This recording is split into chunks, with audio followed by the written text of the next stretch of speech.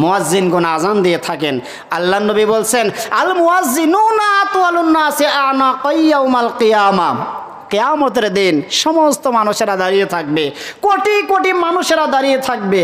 সব চাইতে এক শ্রেণীর মানুষকে দেখা যাবে, ওই শ্রেণীর মানুষেরা তাদের ঘাড় থাকবে অত্যন্ত উঁচু, এই মাথাটা থাকবে অত্যন্ত লম্বা। কোটি কোটি মানুষেরা বলবে, এই ব্যক্তিরা কারা? হাসরের ময়দানে সমস্ত মানুষ প্রায় সমবেত, সমান সমান, কিন্তু এমন কিছু মানুষকে দেখা যায় তাদের ঘাড় এত লম্বা কেন? তারা অন্য অন্য মানুষের চাইতে এত লম্বা কেন? আল্লাহর তরফ থেকে আসবে যে এই ব্যক্তি তো সেই ব্যক্তি, দুনিয়ার বুকে যেই ব্যক্তি মসজিদে আজান দিয়েছেন, এই মুয়াজ্জিনদের কারণে, তিনি আজান দেওয়ার কারণে আল্লাহ তাআলা তাদেরকে এতটাই ভালোবেসেছেন, ভালোবাসার কারণে সাধারণ মানুষের তুলনায় তাদেরকে অত্যাধিক লম্বা করে হাসরের ময়দানে তোলা হয়েছে। যারা বলেন সুবহানাল্লাহ।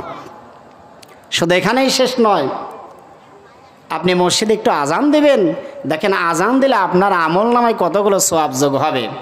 আল্লাহর নবী বলছেন, আন ইবনে উমর রাদিয়াল্লাহু তাআলা আনহু ক্বালা রাসূলুল্লাহ সাল্লাল্লাহু আলাইহি ওয়াসাল্লাম, আল্লাহর নবী বললেন, মান আযানা হিংসা আশারা সানাতান ওয়াজাবাত লাহুল জান্নাহ।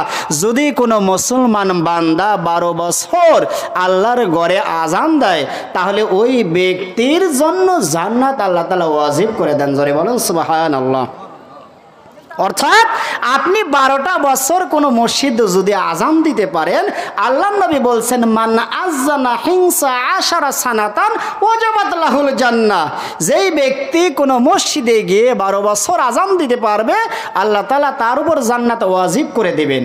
শুধু এখানেই শেষ হয়, ওয়াকুতিবা লাহু বিতাযিনিহি ফি কুল্লি ইয়াউমি 60 হাসানা ওয়া লিকুল্লি ইকামাতিন 30 হাসানা। ওই ব্যক্তি আজান দেওয়ার পরে আল্লাহ তাআলা প্রত্যেকটা আজানের জন্য তার আমল নামায় 7টা করে সওয়াব লিখে দেবেন। আর একবার বলে সুবহানাল্লাহ।